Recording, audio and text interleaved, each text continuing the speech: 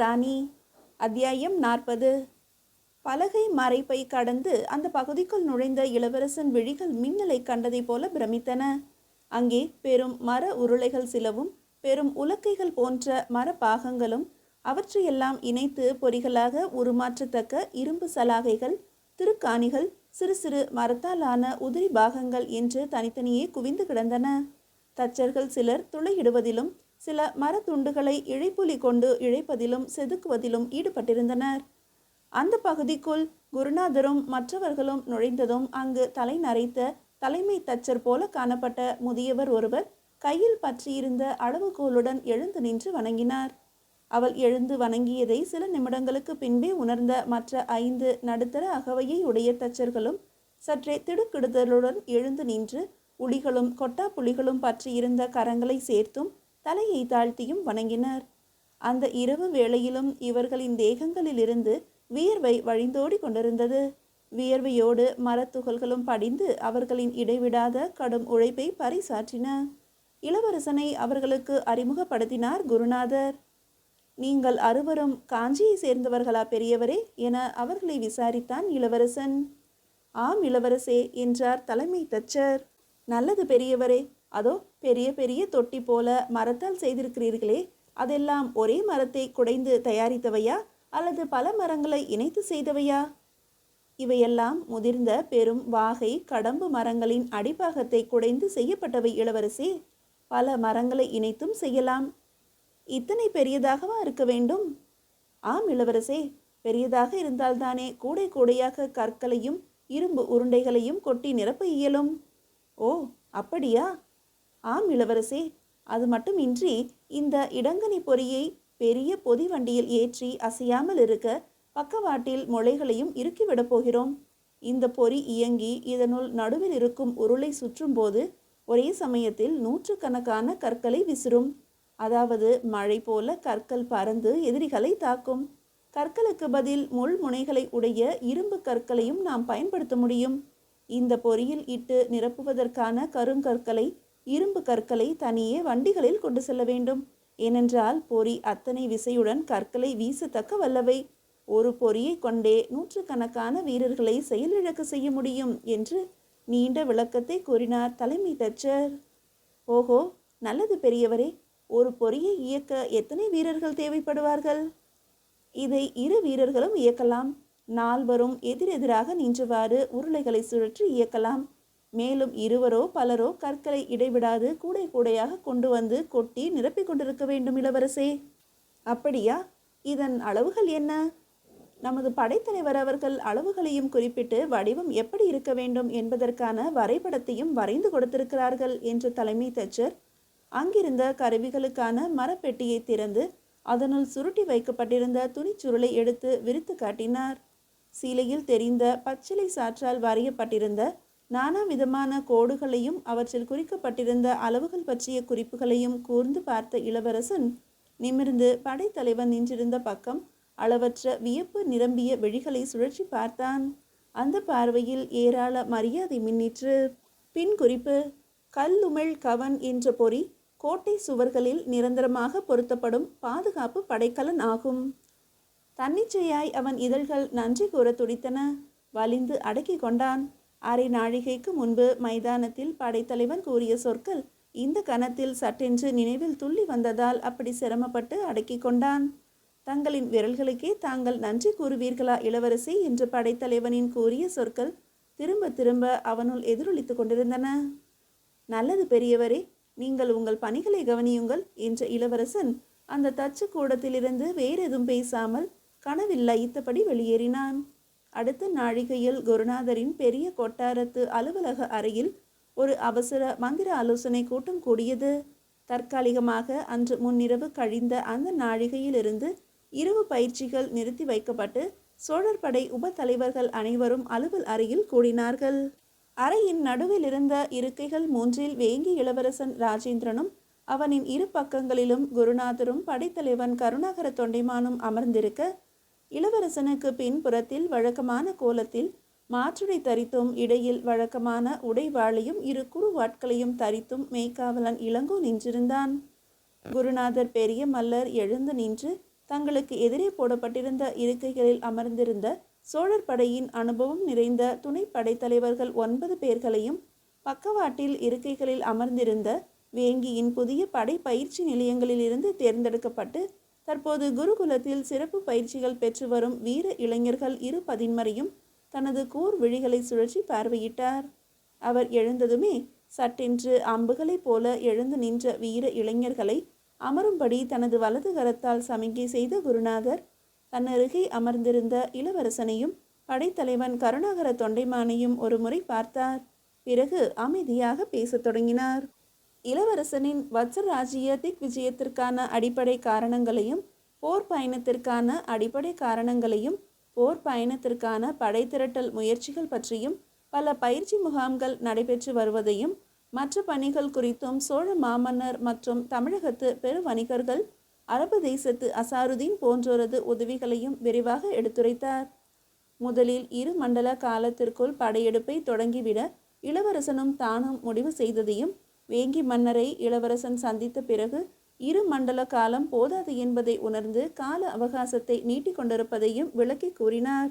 காலத்தை நீட்டிக்கொண்டதால் இளவரசன் தமிழக வணிகர்களை சந்தித்து புரவிகளை வாங்கியதையும், பயிற்சிகளை சிறப்பாக நடத்த முடிந்ததையும், சோழர் படை உப தலைவர்களை சோழ மாமன்னர் அனுப்பி வைத்ததும் இளவரசனின் முயற்சிகளுக்கு பேர் உதவியாக அமைந்திருக்கும் நிதர்சனங்களையும், இந்த நிமிடம் வரை அனைத்து காரியங்களும் எண்ணியதை விட சிறப்பாக நடந்தேறி வருவதையும் தெளிவாக விவரித்தார்.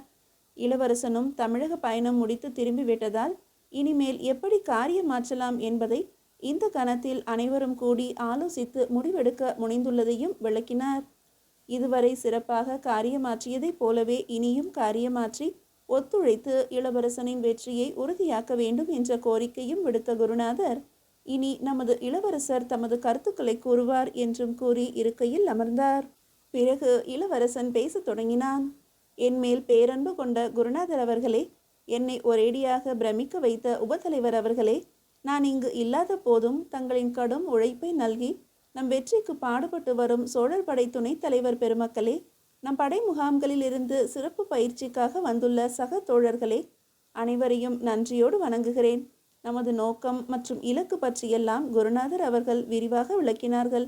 இன்னொன்றையும் இந்த நிமிடத்தில் உங்களுக்கு நான் தெரிவிக்க வேண்டியது என் தலையாய கடமை என்ற வேங்கி இளவரசன் மீண்டும் ஒருமுறை அனைவரையும் விழிகளை சுழற்சி பார்வையிட்டவன் தன் பக்கத்து இருக்கையில் அமர்ந்திருந்த வெண்தாடி இளைஞரான குருநாதரை நன்றி சுரக்கும் விழிகளால் சில நிமிடங்கள் பார்த்தபடி பேசாமல் நின்று பிறகு தொடர்ந்தான். நமது குருநாதர் அவர்களிடம் சிறிது காலம் நான் பயிற்சி பெற்ற மாணவன். எனக்காக அவர் காட்டும் அன்பு, அவர் அளிக்கும் உடல் உழைப்பு, அறிவு தானம், ஏராள பொருள் தானம் இவற்றையெல்லாம் எத்தனை ஜென்மங்கள் எடுப்பினும் நான் சிறிதும் மறக்க முடியாதவை. எனக்காக இத்தனை அகவையிலும் துளியும் சோராது அவர் ஆற்றும் கடமைகளோடு இதுவரை நம் படை திரட்டும் பெரும் பணிக்கு தனது வாழ்நாட்கள் முழுவதும் திரட்டி வைத்திருந்த செல்வங்களை எல்லாம் அவர் வாரி வாரி வழங்கியதைத்தான் தங்களுக்கெல்லாம் கூற வேண்டியது என் கடமை என்று குறிப்பிட்டேன் என்று இளவரசன் கூறி வந்தபோது இருக்கையிலிருந்து துள்ளி எழுந்து நின்ற குருநாதர், இளவரசே, இந்த அற்ப விஷயங்களா இப்போது முக்கியம்?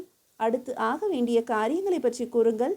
இங்கே அனுபவம் நிரம்ப பெற்ற நமது படைத்தலைவர்களும் உற்ற துணைவர்களாக வந்திருக்கிறார்கள். அவர்களின் ஆலோசனைகளையும் நாம் பெற வேண்டும். நான் அளித்த செல்வமெல்லாம் தங்களின் பெருமை மிக்க மூதாதையர்களின் செல்வங்கள் தான் என்பதை நான் முன்பே கூறிவிட்டேனே, அதை விடுங்கள் என்றவர் இருக்கையில் மீண்டும் அமர்ந்தார். அப்போது இளங்கோவின் பக்கம் திரும்பி பார்த்த இளவரசன் விழிகளால் ஏதோ சமிகை செய்ய அங்கிருந்து வெளியேறிய இளங்கோ தன் குடிலுக்கு சென்று அங்கிருந்து பொற்காசுகள் கொண்ட ஒரு முடிப்பை எடுத்து விரைந்து வந்து இளவரசனிடம் நீட்டினான். அவன் திரும்பி வரும் வரை தான் புரவிகள் வாங்க தமிழகத்தின் குணதிசை கடற்கரை நகரங்களின் பெரு வணிகர்களை சந்தித்ததையும், அவர்கள் அனைவரும் விலை பெற்றுக்கொள்ள மறுத்து கொடையாகவே புரவிகளை அளித்ததையும், அரபு வணிகன் அசாருதீனின் பெருமனத்தையும் பற்றி கூறி முடித்தான். இளங்கோ கொண்டு வந்து நீட்டிய முடிப்பை பெற்றுக்கொண்ட இளவரசன், இந்த முடிப்பு நான் புரவிகள் வாங்கி வர பயணப்பட்ட போது நமது குருநாதர் அளித்ததுதான். இதற்கு செலவில்லாமல் போய்விட்டது. எனவே இதை கொண்டு சென்றதைப் போலவே திரும்ப குருநாதரிடம் இப்போது ஒப்படைத்துவிட கடமைப்பட்டிருக்கிறேன் என்றவன் குருநாதரிடம் அந்த சில 1000 பொற்காசுகள் கொண்ட முடிப்பை 2 கரங்களாலும் நீட்டினான். அவன் நீட்டிய முடிப்பை பெற்றுக்கொள்ள தயங்கிய குருநாதர், இதற்கெல்லாம் ஏராள தேவை இருக்கிறது இளவரசே. நமது பயிற்சிகள் முடியவில்லை. தானியம் வாங்க வேண்டியிருக்கிறது. காஞ்சியிலிருந்து வடதிசை தண்டநாயகர் வாங்கி அனுப்பியுள்ள கச்சா இரும்புக்குரிய விலையை அனுப்ப வேண்டியுள்ளது. காஞ்சியின் கொல்லர்களுக்கும் தச்சர்களுக்கும் ஊதியம் அளிக்க வேண்டியுள்ளது என்ற குருநாதர், அதற்குள் ஏன் இதை என்னிடம் திரும்ப கொடுக்க வேண்டும் இளவரசே என்றார். அதுவரை ஏதும் பேசாமல் அமர்ந்திருந்த சோழர் படை உபதலைவன் கருணாகர தொண்டைமான் இருக்கையிலிருந்து எழுந்து, பெற்றுக்கொள்ளுங்கள் குருநாதரே, தாங்கள்தான் தொடர்ந்து செலவு செய்து கொண்டே இருக்கிறீர்களே, பிறகென்ன என்ற சொற்களையும் உதிர்த்தான் புன்னகையுடன். அரை மனதுடன் அதை பெற்றுக்கொண்டார் குருநாதர். நல்லது அருமை படைத்தலைவர்களே, நமது பயிற்சிகள் இன்னும் சில காலம் உங்களின் இப்போதைய முறைகளின்படியே தொடர்ந்து நடைபெறட்டும். புதிய பிறவிகளையும் சிறந்த போர் புறவிகளாக பழக்கி ஒத்திகை பார்த்து விடுங்கள். இடங்கனி பொறிகள் உருவாகி முடிந்ததும் அதற்கு தேவையான இரும்பு கற்களையும் கொல்லர்களை கொண்டு தயாரிக்க வேண்டும். கேடயங்களும் ஆயுதங்களும் வடித்து முடிக்கப்பட்டவுடன் சில 1000 முன்னணி வீரர்களுக்கேனும் கவசங்களை தயாரிக்க வேண்டும். என்னதான் காரியங்கள் விரைந்து நடந்தேறினாலும் இன்னும் முடிய வேண்டிய பணிகளும் ஏராளமாக மிச்சமுள்ளன என்று மளமளவென சொற்களை உதிர்த்த இளவரசன் தொடர்ந்தான். நாம் தானிய பொதிகளுக்கு ஏற்பாடு செய்ய வேண்டியுள்ளது. வேங்கியில் பல முகாம்களில் நடைபெற்று வரும் பயிற்சிகளை நாம் பார்வையிட்டு வீரர்களின் தாக்கும் திறனை சோதிக்க வேண்டியிருக்கிறது. அந்த சோதனைகளுக்கும் நம் படைத்தலைவர்களின் சிலர் உதவ வேண்டும். எனக்காகவும் வேங்கியில் எதிர்கால பாதுகாப்பிற்காகவும் சோழ மன்னர்களைப் போல சோழர் படைத்தலைவர்களும் படை வீரர்களும் மேலும் சில காலம் பல சிரமங்களை ஏற்க வேண்டுகிறேன். உங்களின் பேருதவிகளை ஒருபோதும் மறக்க மாட்டேன். வேங்கி நாடும் மறக்காது என்ற வேங்கி இளவரசனின் குரலில் உணர்ச்சி பூரணமாக ஒலித்தது. அப்போது இளவரசே என அழைத்த சோழர் உபதலைவன் கருணாகர தொண்டைமான் எழுந்து நின்று, தாங்கள் முன்பு திட்டமிட்ட 2 மண்டல காலம் அநேகமாக முடியும் தருவாயை நெருங்கிவிட்டது போல தெரிகிறதே என்றான். ஆம் படைத்தலைவரே, முடிய போகிறது.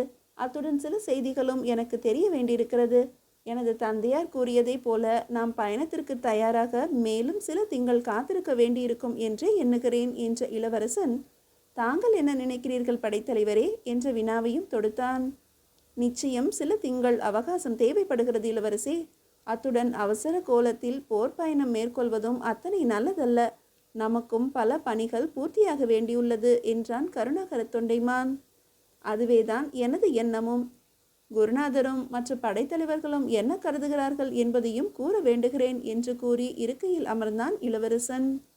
சோழர் படையின் மற்ற உபத்தலைவர்களும் தங்களின் முடிவு சரிதான் இளவரசே என்று ஒருமித்த குரலில் எழுந்து நின்று கூறினர். குருநாதரும் கால அவகாசம் மேலும் தேவை என்ற தமது கருத்தையும் கூறினார். மறுநாளே வேங்கியின் படைப்பயிற்சி முகாம்களை பார்வையிட்டு சோதிக்க இளவரசனும் சோழர் படை உப தலைவர்களில் 4வரும் பயணம் மேற்கொள்வது என அந்த மந்திர ஆலோசனையில் முடிவு செய்யப்பட்டது. கருணாகர தொண்டைமானும் மற்ற 5 படைத்தலைவர்களும் வேங்கை வன குருகுல பயிற்சிகளையும் புறவைகளின் பயிற்சிகளையும் கொல்லர் உலைகளையும் தச்சு பட்டறைகளையும் மற்ற பணிகளையும் கவனித்துக் கொள்வது எனவும் அந்த மந்திர ஆலோசனையில் முடிவு செய்யப்பட்டது. உணவு தானியங்கள் வாங்கி வர 2 தூதுவர்களை காஞ்சி மாநகரில் இருக்கும் வடதிசை தண்டநாயகரிடம் அனுப்பவும், அத்துடன் சில மருத்துவர்களை அழைத்து வருமாறு பணிப்பது எனவும் முடிவு செய்யப்பட்டு நடு ஜாமத்தில் மந்திர ஆலோசனை கூட்டம் முடிந்தது. மறுநாள் முதல் எல்லாம் திட்டமிட்டபடி அமைந்தன. இளவரசன் வேங்கியில் இயங்கும் படைப்பயிற்சி முகாம்களுக்கு பயணப்பட்டான். அவனுடன் மெய்க்காவலனும் படைத்தலைவர்களில் 4வரும் புறவிகளில் கிளம்பினர். குருகுல பெருவெளியிலும் எப்போதும் பயிற்சிகளும் ஒத்திகைகளும் ஆயுத தயாரிப்பு ஒலிகளும் ஒரே பரபரப்பாக இருந்தது. புதிய புறவிகளுக்கான பயிற்சிகள் நடந்த போதெல்லாம் அந்த புறவிகளின் மிரட்சி கலந்த விதவிதமான கனைப்பொலிகளும் கடும் பாய்ச்சல்களும் குதியல்களுமாக குருகுல திடல் எங்கும் புழுதி பறந்தன. குருகுல மைதானத்தின் எல்லா திசைகளிலும் வெவ்வேறு பயிற்சிகள் சதா சர்வ காலமும் நடந்ததால் பலவித ஆயுதங்கள் மோதி உராயும் ஒலிகளும், கொல்லர் உலைகளிலும் தச்சு பட்டறையிலும் சம்மட்டி அடிக்கும் பேரொலிகளும், கொட்டாப்புளி அடிக்கும் ஒலிகளும் பொதி வண்டி காளைகளின் கத்தல்களுமாக கலந்து புதுவிதமாக தோன்றியது.